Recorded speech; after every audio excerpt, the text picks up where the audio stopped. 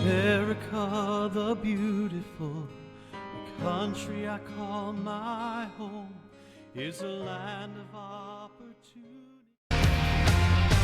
New questions about the VA and a claims crisis after audio recordings that reveal employees from the Department of Veterans Affairs discussing a backlog of medical requests from vets surfaces.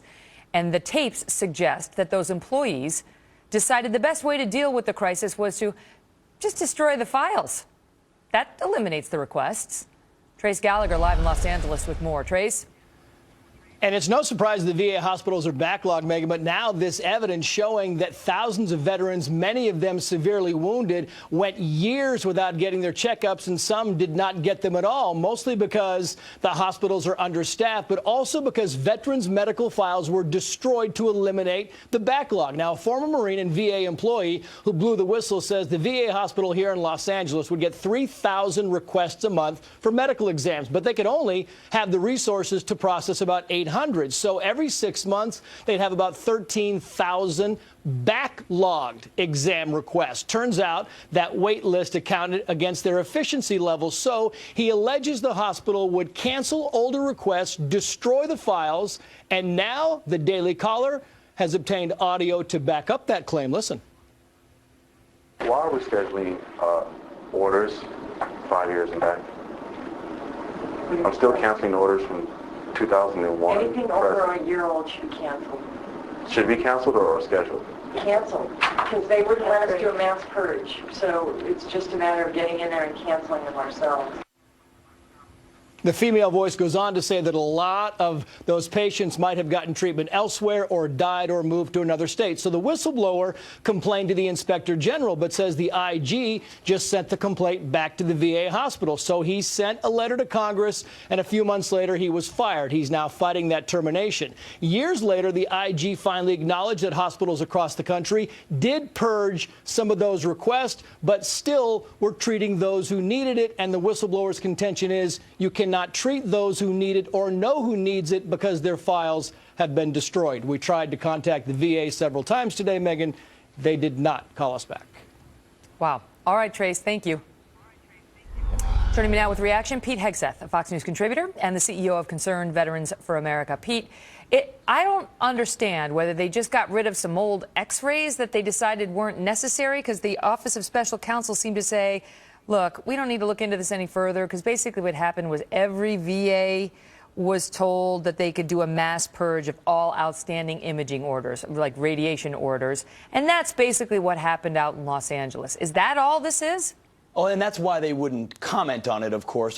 Of course, that there's some of that, right? They were so far backlogged. There were some cases that have been resolved. OK, we're going to deal with that. But you know what? This isn't new news. I mean, we've known they've been fudging numbers. They've been fudging appointment dates for a long time. What this is should be alarming, whatever adjective you want to pick, damning new evidence that they're deleting. They are. And the Marine that stepped up and said, I will not be a part of this. I will call my IG office and call out this department, said, because I will not throw other vets under the bus to try to make my performance metrics look better. And he believes in the interviews, he knows that there were legitimate appointments with veterans still waiting who were canceled to make performance metrics look better. It's all about bureaucratic CYA, and that's what you see in this particular In the law, instance. you look for corroborating evidence. So, you know, this is on paper, so they say they did this to cover up the fact that there is a backlog. Well, what's the corroborating evidence? Do we have veterans who are out there complaining that they've had appointments and they can't get in to have those appointments, and there's a backlog and nobody ever calls them back? Do we have that? I think we do.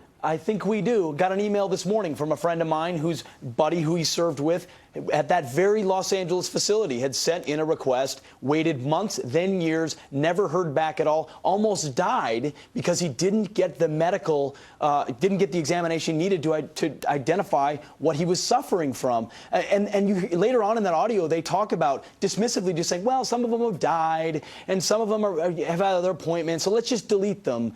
They're not, this is something, they're not thinking of veterans as customers. They're thinking of them as numbers through a process rather than customers who need to be served one by one, because each one of these has a story. They've served on the battlefield of this country and deserve to be taken care of. And bureaucrats instead are covering their butts. Let me play devil's advocate. What's the big deal? So you go to another hospital. The VA doesn't call you back. Go to another hospital.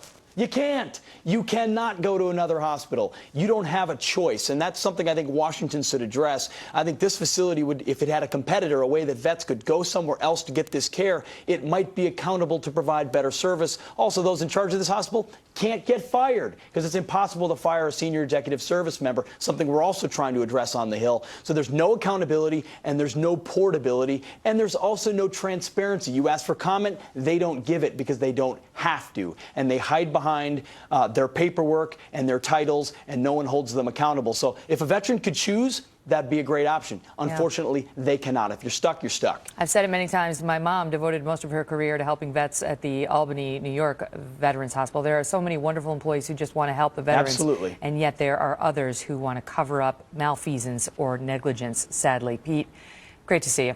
Thanks, Megan.